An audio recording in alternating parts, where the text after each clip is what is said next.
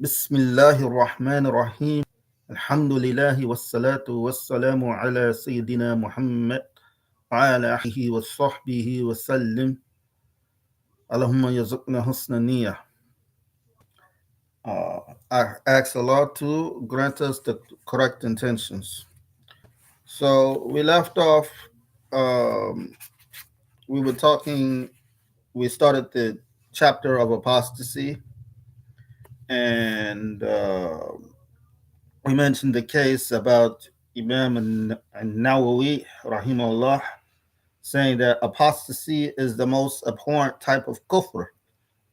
And we clarified that when he said this statement, he wasn't saying that it is the worst kufr, but he was saying from the perspective of a person being upon the truth and then leaving the truth and losing all of their good deeds and adopting this misguidance. Then they have to come back to Islam and start all over. Okay, so this is why he said it was the most abhorrent type of blasphemy. He wasn't meaning that it was the worst of all blasphemies. And we mentioned that uh, amongst the horrible types of blasphemy uh, is ta'til. Okay, and ta'til is the saying of the atheist, and there's different forms of ta'til. Okay, so sometimes when you say ta'til, it doesn't mean a person doesn't believe in Allah, but even these different forms of ta'til leads to atheism, because ta'til is denying an attribute of Allah. And when we say that ta'til is atheism, they're denying the existence of Allah. But there are some people who don't deny the existence of Allah, but they deny the other attributes of Allah, which basically entails denying the existence of Allah.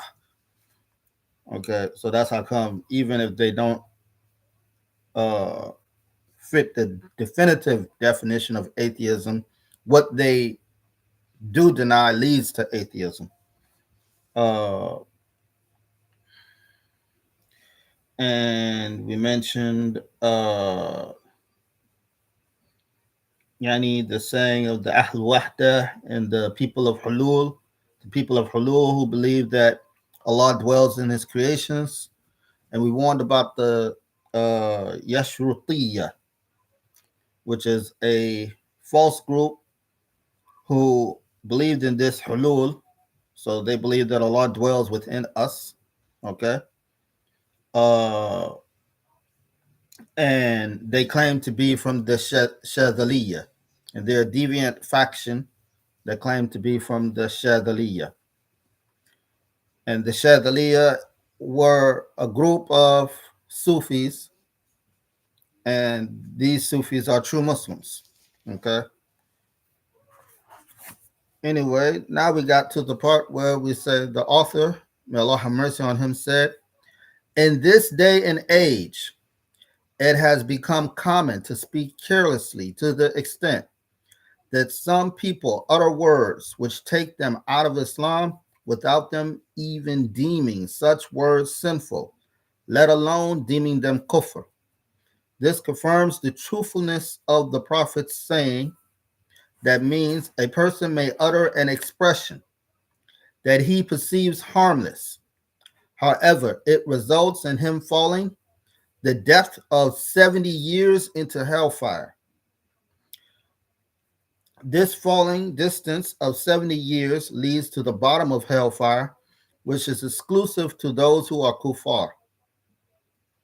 This hadith was related by At-Tirmidhi, and he classified it as a Hasan hadith. Hasan is like one level below Sahih. Basically, we act on the Hasan hadith, but there's a Sahih hadith that's similar to it, that's worded slightly different, that we're going to get to. So the explanation, it says, in this day and age, many people speak carelessly to the extent that some utter kufr words which take them out of the religion of Islam. yet they do not deem them kufr, so they think that they are still Muslims.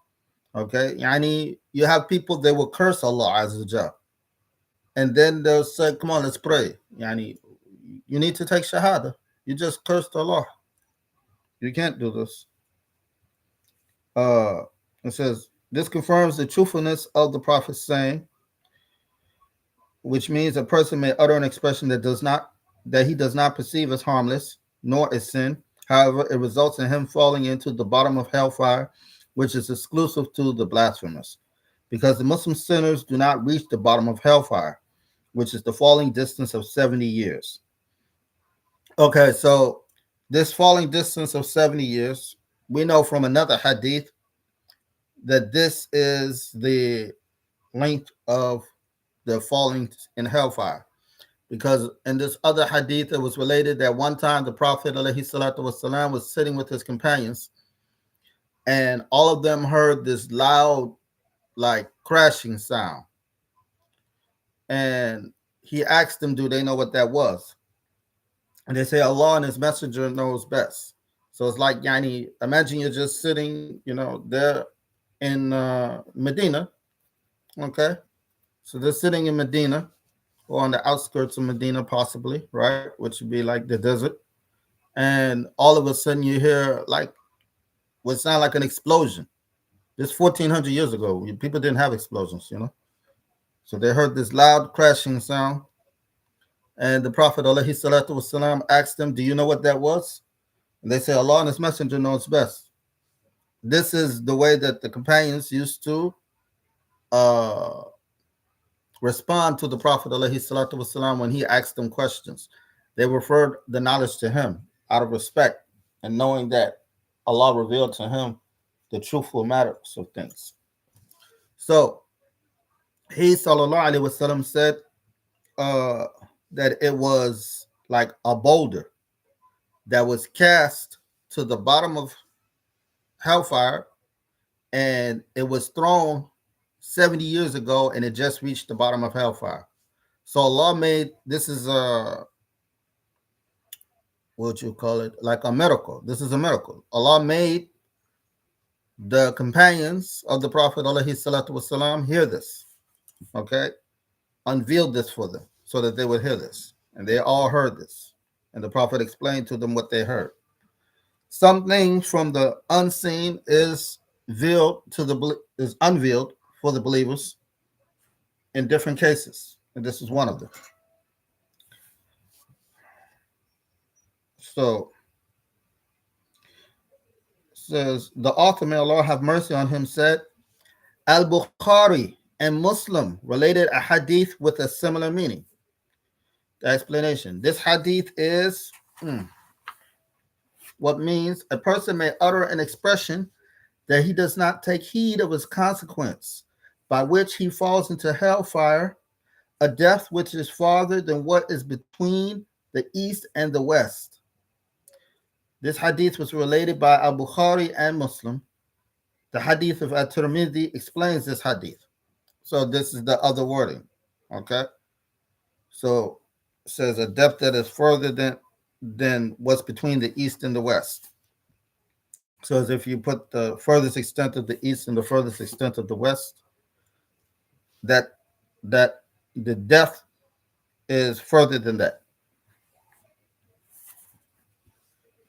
The author, may Allah have mercy on him, said, this hadith stands as evidence that committing kufr is not conditional on having learned the judgment of the kufr expression, nor on having liked or believed in their meaning as falsely stated in fiqh sunnah.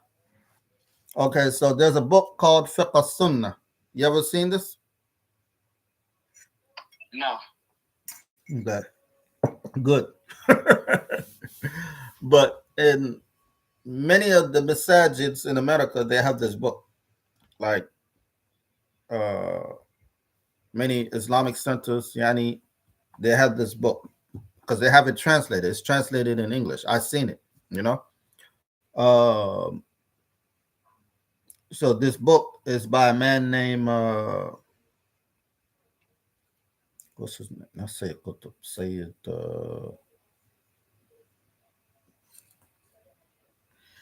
Maybe they're gonna mention it in here because I forgot his name.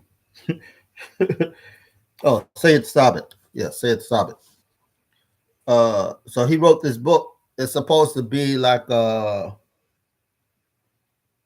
really it's like a like a like a do-it-yourself manual of fiqh, but it's doing disaster, yani. Okay, it's like he went through the different chapters of a fiqh and wrote his own fiqh book, but he decided like he made himself his own mujtahid, so to say. So in many cases, he may rely on one of the saying of the scholars and put it in there, but in other cases, he's coming with his own opinion or relying on opinions that are not from the scholars.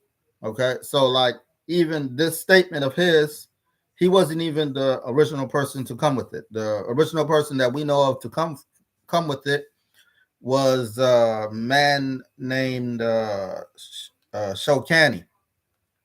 Shokani was formerly from the Zaydi Shia. So, you know, like you know that there's a group of Muslims that are called Shia, right? A branch that are outside of Ahl Sunnah.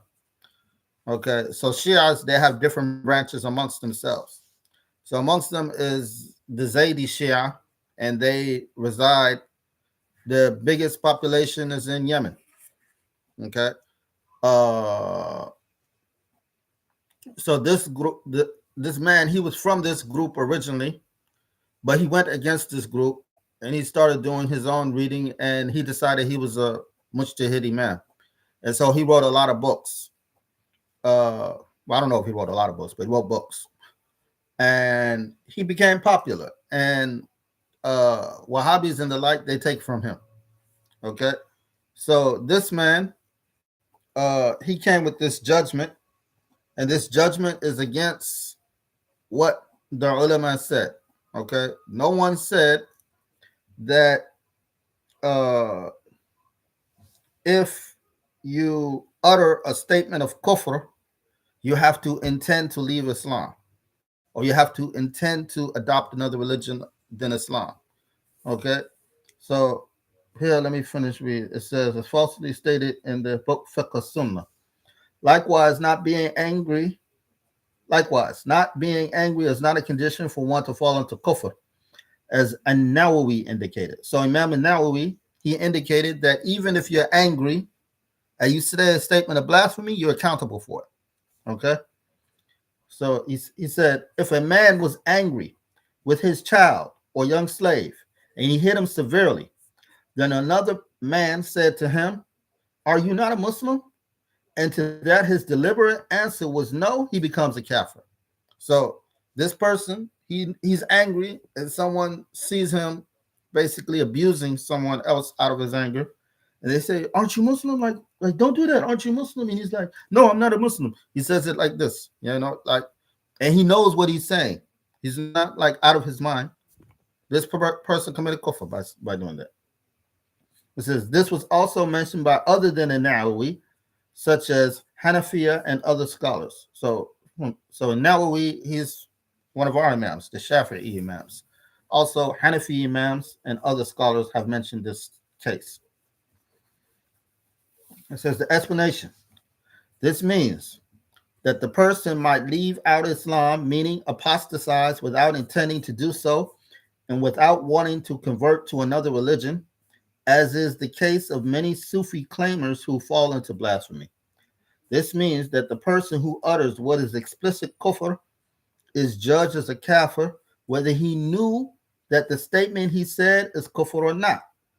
However, the condition is that he knows the meaning of the expression. So, yani, okay, so you have a person, let's say they curse Allah. They know the meaning of this statement is cursing Allah, and they say this, okay? This person commits kufr whether they know that cursing Allah is blasphemy or not. Okay, but the person who said a statement that has a meaning of cursing Allah, but they didn't know the meaning of the expression.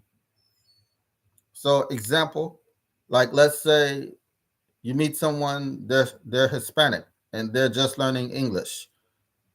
Uh, let's not say you meet someone, somebody else meets them. Okay, so somebody else meets this person, and they're Hispanic, they're just learning English, and then they tell this person to go say, uh, uh, like curse Allah or to curse one of the prophets, something like this, a statement that means that. But this person has no idea what this expressions that he's saying is meaning, right? He, like, let's say it's someone who don't like Muslims, and he sends a Spanish person. He's trying to troll the Muslim, right? So he sends a Spanish person who doesn't know English, and he says, "Go to that Muslim and say this." Woo, like, uh, so when he comes up to you, you don't know that this Spanish person doesn't know English. And he comes up to you, he's like, "Hey," and he's like, and he says, "F Allah," right? You know, and so you're like, "What do you? Why would you say that?" You know, like now you're mad because he just cursed Allah, right? Okay, and this because this other person who don't like Muslims sent him to do this. This Spanish person who said that because he doesn't know the meaning of the expression, he didn't fall into kufr. Now the person who sent him to say that, since he sent him to say that, he's committed kufr, but the Spanish person didn't do kufr, whether the Spanish person was Muslim or not. Like, okay, like if he wasn't Muslim, he's still a kafir, but he didn't commit kufr by saying that because he didn't know what he was saying. Okay, um, you understand what I'm saying? Yeah. Okay. It says also committing kufr is not conditional on believing in one's heart the uttered kufr statement. So even like if they said something that's blasphemous, but they don't believe it, like example, like they call like mashallah, it seems weird. These people like I I don't know if you saw. I did a video on Hamza Yusuf, right? He's a famous English uh, learned person, and he's talking about we're children of Allah. This is kufr. Okay. So even if he doesn't believe this statement to be true, by him just saying it without citing it, you know what I'm saying, and disbelieving in it, okay, like even if he doesn't believe in it, he just says it, this is kufr. Uh, it says, rather by merely uttering the kufr expression deliberately while understanding the meaning of the kufr expression, one blasphemes and leaves out Islam by that. Like they exit Islam by that. Says Sayyid Sabit dissented from what was previously mentioned, for he has a book that he authored named Fiqh Sunnah, in which he falsely stated in the chapter of apostasy, a Muslim is not regarded out of the fold of Islam, nor is he judged with apostasy unless he feels pleased with unbelief and his heart has accepted it, and he actually embraces a religion other than Islam. So no scholar ever said that. Okay. Because if the people said that, then people would just walk around saying anything. You know, like yani, the Muslim is someone who submits himself to the will of to the religion of Allah, right? Yani, and he has a taqwa, a great regard for Allah. How could he just walk around and be cursing Allah and then say, "Oh, but I'm a Muslim"? That doesn't make any sense. Okay. It says the aforementioned hadith related by Abu Khari and Muslim and the one related by At-Tirmidhi suffice in refuting him. What stands as witness against the claim of Sayyid Sabit is the saying of the Prophet ﷺ that he perceives harmless, okay, because it indicates that there are expressions that cause the person to leave out Islam without a distinction as to whether the person who utters them was pleased with them or not. As for the verse, it means whoever commits kufr after having been Muslim, except those who were forced under the threat of death while their hearts are firm on Islam. However, anyone who is pleased with kufr, they will have severe torture. So this verse, okay, the meaning of this verse is related to what happened to Ammar bin Yasser. Okay, they're gonna go into it, so I'm not gonna go into it yet. Let me stop. I'm jumping ahead of the explanation. Okay, so it says the verse does not contain any proof for what Sayyid Sabit alleged, for it is about the one who was forced to utter blasphemy under the threat of death. This person does not blaspheme if he uttered blasphemy while his heart was firm on Islam. So, like if someone put a gun and put it to you and they said curse Allah and you cursed Allah while you reject that in your heart, you don't fall into kufr. Okay? Or they told you to curse the Prophet, you don't fall into kufr. Or any statement that is kufr, or even if they made you do something that is kufr, like they put the gun on you and they told you to grab that Quran and throw it in the trash. You know, you you don't want to do it, but if and let's be very clear when we say that the threat of death, it has to be a credible threat of death. So you believe that this person really is going to kill you if you don't obey them, okay? Then if you obey them in doing this kufr act or saying this kufr statement, then you would not fall into kufr by doing that. Long as you reject that in your heart. So you hate it in your heart. You are not pleased with it. But if you did it under the force, but then you were pleased with it, then you would still fall into kufr.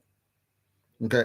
And the ayat is clarifying that. The ayat is clarifying that uh the person under the threat of death or what leads to death doesn't fall into kufr by uh being forced to commit kufr under the threat of death. Uh which is, however, this person who was forced under the threat of death would blaspheme if his heart was pleased with blasphemy while uttering it. This is so per what was narrated about the Prophet sallallahu alaihi wasallam, that he said to Ammar bin Yasser, "Was your heart pleased with what you said when you said it or not?" He answered, "No." This was narrated by Imam Ibn Mundhir in his book Al-Ishraf. So this man, Sayyid Sabit, distorted the meaning of the verse, and he said what no scholar ever said before. And like we said, he took that from As-Sakhawi. As-Sakhawi? Yeah. Let's see. I want to make sure I'm saying the name right. Sometimes I'll be mixing certain people's names, and I don't want to be saying the wrong name.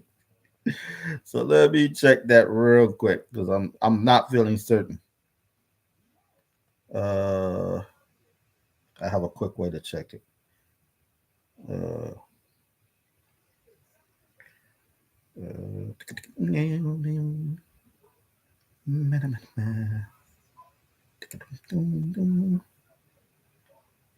uh,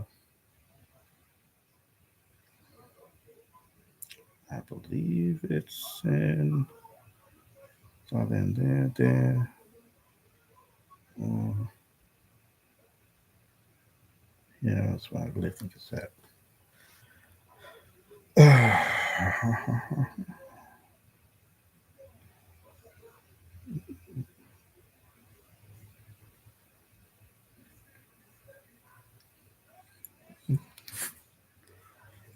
Okay.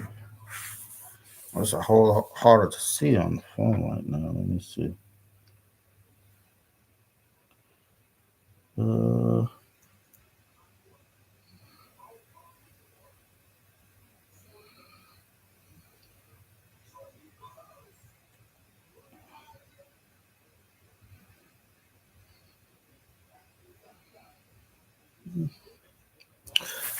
I can't see it on there. Let me see. It's too small for me to see. So if I go right here and let's see.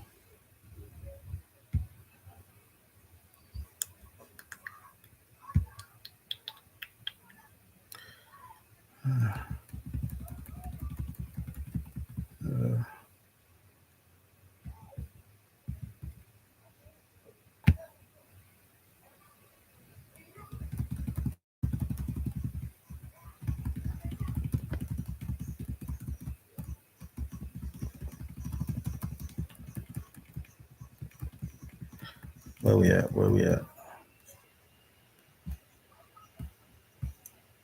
Mm,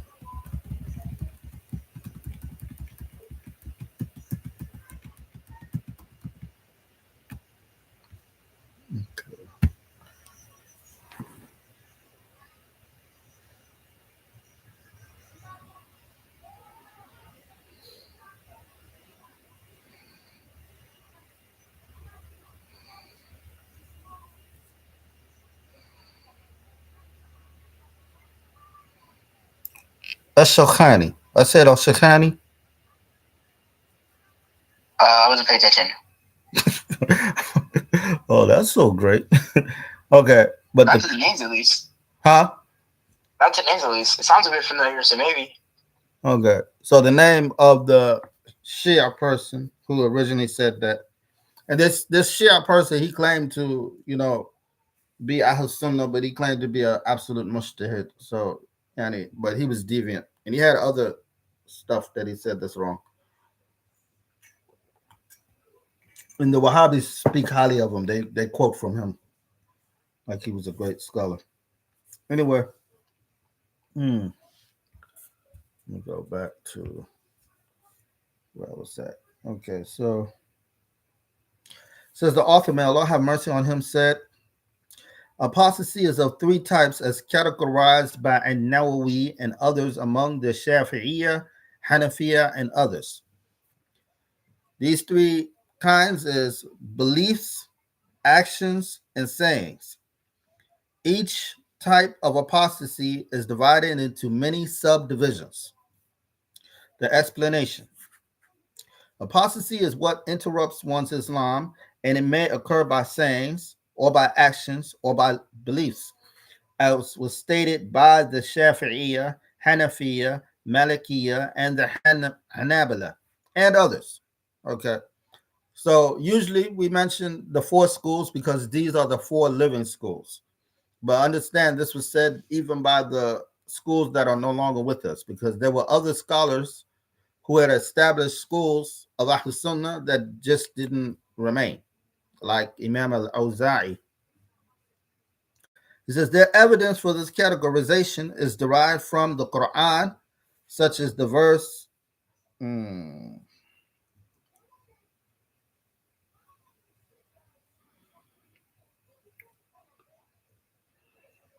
okay, the verse that means they swear by Allah they did not say what they said of blasphemy and blasphemed after Islam. This is from Surah At-Tawbah, verse 74.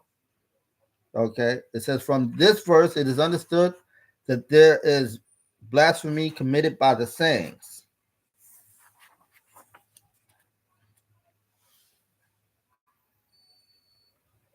And another verse is this verse where it says that the believers are those who believed in Allah and His Messenger correctly without having any doubt in this belief. Okay, so the the condition for iman to be sahih, to be authentic, to be correct, is there's no doubt in it. Okay, it is understood that there is blasphemy that is committed by beliefs in the heart because the doubt occurs in the heart. From the next verse, it is understood that there is blasphemy committed by actions. And that verse said that one should not prostrate to the sun nor to the moon. This categorization was agreed upon by the scholars of the four madhahib. Moreover, there's consensus on it. The reason why I say moreover, there's consensus on it is because it's more than just the four madhahib. That's why I mentioned that earlier. So those are three verses that prove that kufr can happen by statements, actions, and beliefs. Okay. But before we go any further, what I want to clarify about beliefs is when we say that the doubt and belief takes one out of Islam, we mean the actual hesitation in the heart, not what is known as uh, involuntary thought. Okay, because sometimes a person has what's called involuntary thoughts. Wa alaikum assalam. Naeem's on here. Just saying, he got a assalamu alaikum. Okay, so the uh the involuntary thought can happen to you, but and it can be from the whispering of the shayateen, or it could just be something that crosses your heart, but you don't accept it. You don't give it any weight. This does not count as doubt, even if it's something negative. Nanny, like uh so it's a hadith is mentioned that one of the companions came to the Prophet alayhi salatu wasalam, and he mentioned that when they're with the Prophet, his iman is strong, right? He says, but sometimes when we go away, things come run across the heart that I would fear to say. And the Prophet alayhi salatu wasalam instructed him uh, with a supplication to say if this happens.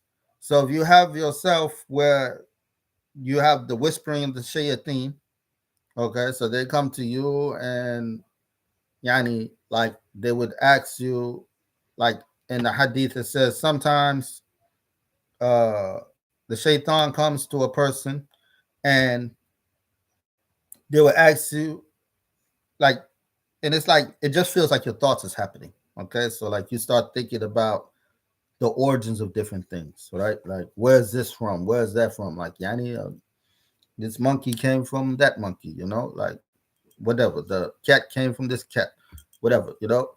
And it keeps coming to you until uh, the person would ask, from where did the law come from? If this comes onto you, this thought comes upon you, you reject it. You throw it away immediately.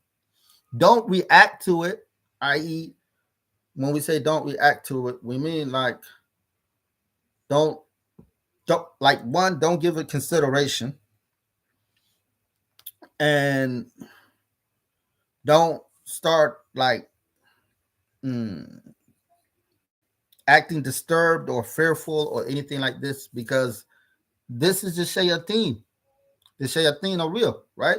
So the shayateen, they don't know what's going on in your heart, but they're whispering to you, and then they're looking to see your reaction, and then they react according to that. So uh if you have this whisper come onto you, your immediate action is to repel it. And you say, Amantu billahi wa rusuli. I believe in Allah and His Messenger. That's one of the ways of repelling the shayateen. If they come to you whispering these negative thoughts that create doubts. Uh, and also you can just say, Ashhadu an la ilaha illallah wa ashhadu anna Muhammadan Rasulullah. Okay. And also you can say, La hawla wa la quwwata illa billah. Okay. Making dhikr, basically. Any questions? No. Okay. Let me see.